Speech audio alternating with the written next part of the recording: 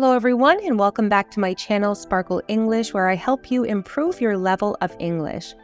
In today's video, I'm going to teach you about the 14 punctuation marks in English, and we're going to focus on punctuation marks in American English. So first of all, there are 14 commonly used punctuation marks in English. And punctuation marks are very important to clarify meaning in your sentences. We use them to ask questions, to indicate pauses, and to help structure sentences. This video will focus on the 14 punctuation marks and examples of each of these punctuation marks in use. Let's begin with the most common punctuation mark, and in American English, we call it the period. And the period is a punctuation mark that indicates the end of a declarative sentence or statement. For example, Bethany is an excellent student, period. Note that in English, the period comes directly after the last letter of the sentence. We don't put a space between the last letter and the period. Grandpa is going to the supermarket, period. I need to buy some art supplies, period. These are all declarative sentences or statements, and they end with a period. The next punctuation mark is called the comma, and the comma is used to indicate a brief pause within a sentence. It separates ideas, clauses, or items in a list of 3 or more. There are many uses of the comma, so let's look at a few examples. Mary visited Berlin, Paris, Madrid, and Rome. The final comma before and in a list of 3 or more is called the Oxford comma, and the Oxford comma is common in American English.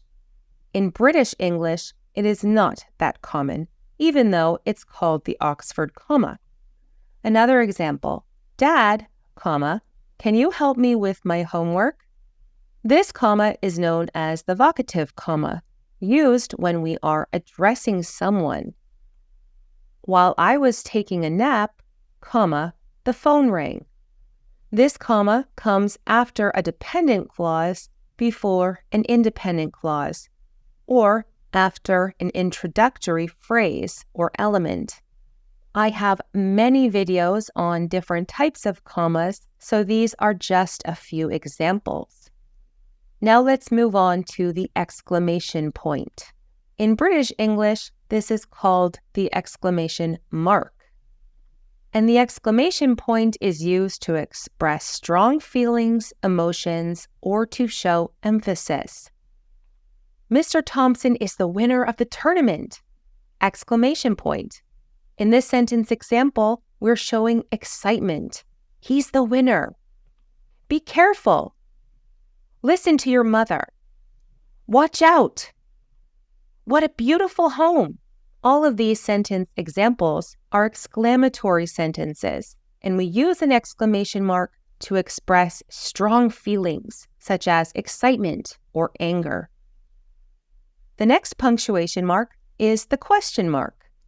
And the question mark is used at the end of an interrogative sentence to indicate a direct question.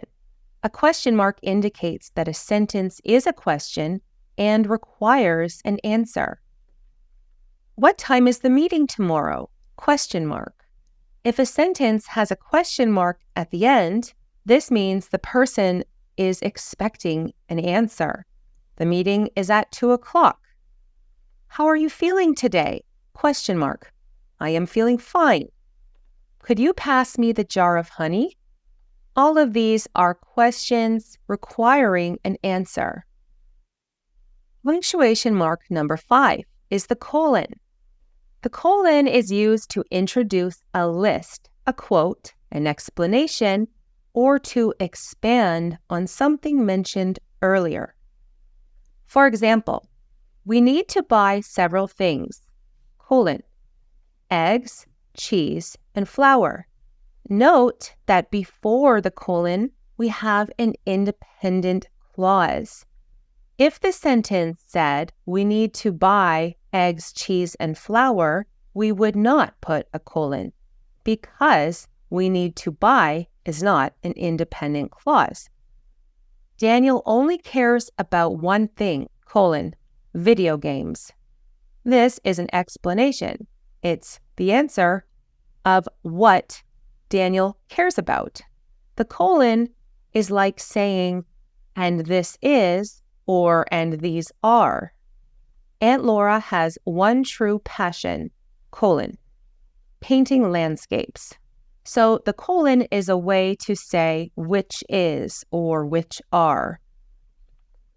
Punctuation mark number 6, the semicolon.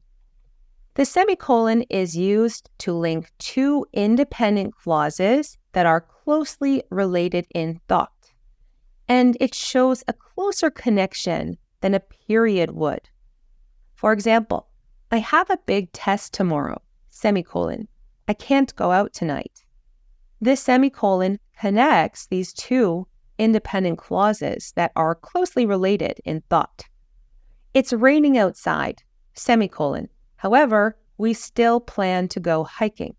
Note that after the semicolon, we do not capitalize the next word unless the next word is a proper noun and is always capitalized, such as the pronoun I.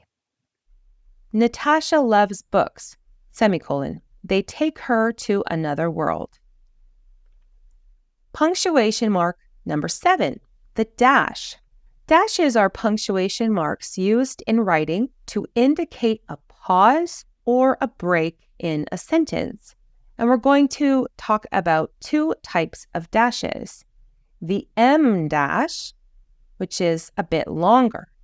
The M dash emphasizes information and sets off parenthetical info. And we have the N dash, which is a little shorter. It indicates a range and connects related items. Let's look at some sentence examples. She was determined to prove her point, M dash, no matter what it took. Here we're using the M dash to emphasize information. The conference, held in a beautiful seaside resort, was a great success. Here we use the M dash to set off parenthetical info. Now, there are other punctuation marks you could use to set off parenthetical info, and we'll talk about that a little bit later. Here are some examples of the N dash. The wedding is scheduled for May 15th to May 17th. In this example, the N dash is used to indicate a range between numbers, the 15th to the 17th. The New York-Los Angeles flight was delayed. Here, the N dash is connecting these two cities because this particular flight is from New York to Los Angeles. Now let's talk about punctuation mark number 8, the hyphen. But first, if you want more help with different punctuation rules, make sure to order my 16 Basic Punctuation Rules ebook with over 50 pages teaching you the most important punctuation rules in English.